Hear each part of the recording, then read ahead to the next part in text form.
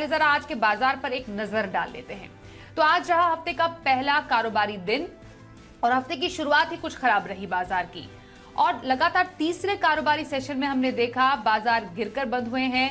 Nifty 150 अंक गिरकर 18,150 के पास बंद हुआ। सेंसेक्स में रही 519 अंकों की गिरावट। बैंक निफ्टी में आज निफ्टी के मुकाबले कुछ कम गिरावट देखी गई और ये 90 अंक फिसलकर 42,346 पर बंद हुआ। गिरावट आज थी चौतरफा। सरकारी बैंकों को अगर छोड़ दिया जाए तो हर सेक्टर आज पिटता हुआ ही नजर आया। तो लगातार तीसरे कारोबारी सेशन में बाजार में गिरावट की वजह क्या है, समझते हैं अनिल। भारतीय बाजारों ने हफ्ते की कमजोर शुरुआत की और लगातार तीसरे दिन बाजार दिखे दबाव में दिन के निचले स्तरों की तरफ जाकर बंद होते हुए नजर आए हम सेंसेक्स और निफ्टी पर। हालांकि बैंक निफ्टी उतना कमजोर रहा नहीं। सेंसेक्स में तो 500 अंकों का बड़ा गिरावट वाला मामला दिखा, लेकिन निफ्टी 18,150 के आसपास बंद होता हुआ नजर आया, लगभग 150 पॉइंट के नुकसान के साथ। दिन के निचले स्तरों की तरफ ही हम बंद हुए और किसी भी तरह की कोई ठीक ठाक सी रिकवरी दिखी नहीं। हालांकि अमेरिकी बाजार शुक्रवार को बुरे नहीं थे। डाउ 200 पॉइंट ऊपर बंद हुआ, लेकिन सुबह से डाउ फ्यूचर्स लगभग 100 पॉइंट नीचे ट्रेड कर रहे थे। एशियाई बाजारों का भी कारोबार जो था आज थोड़ा कमजोरी की तरफ ही था और इसके चलते भारतीय बाजारों में पिछले 2 दिनों का जो बिकवाली का असर वो आज और हावी होता दिखा।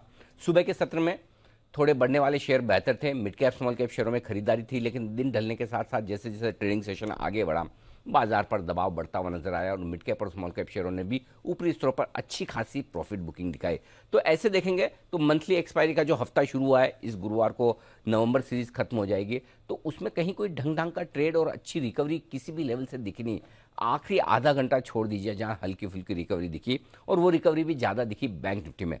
बैंक निफ्टी की कमजोरी कम थी और क्लोजिंग उतनी बुरी नहीं। 42,300 के ऊपर बैंक निफ्टी का क्लोज होना अब भी बेहतर होने का, मजबूती का संकेत दे रहा है। लेकिन 6 ट्रेडिंग सेशन बाद आज निफ्टी 18,300 के नीचे बंद होकर शॉर्ट टर्म के लिए थोड़ी चिंता के संकेत दे रहा है। तो अब देखना यह है कि ग्लोबल संकेतों के बीच भारतीय बाजारों का एक्शन क्या रहता है। लेकिन ओवरऑल ये कह सकते हैं कि यह जो बड़ा हफ्ता है जहां मंथली एक्सपायरी है, उसकी शुरुआत में कमजोरी का रुझान बरकरार रहा, चाहे वो आप इंडेक्स में देखें या फिर ब्रॉडर मार्केट। कल के बाजार पर क्या रखे खास स्ट्रैटेजी और बाजार के लिए अहम संकेत, समझते हैं अनिल जी से। जहां तक कल के बाजारों का सवाल है, देखते हैं कि अमेरिकी बाजारों में किस तरह का ट्रेड होता है। भारतीय बाजारों के बंद होने के वक्त अमेरिकी बाजारों के फ्यूचर्स डाउ पर लगभग 75-80 अंक नीचे ट्रेड करते हुए दिख रहे थे, यानी कि एक कमजोर सेशन की आशंका तो है अमेरिका में जो हो सकती है। लेकिन इसके अलावा एफआईज की तरफ से बिकवाली का आंकड़ा कैश मार्केट में लंबे समय बाद शुक्रवार को दिखा, तो आज भी उनके आंकड़ों पर नजर रहेगी और सुबह डाउ फ्यूचर्स भी। बाकी संकेत अच्छे हैं। कच्चे तेल की कमजोरी हमारे बाजारों के लिए मजबूती का एक संकेत होने के बावजूद बाजार आज रिएक्शन नहीं दे पाए।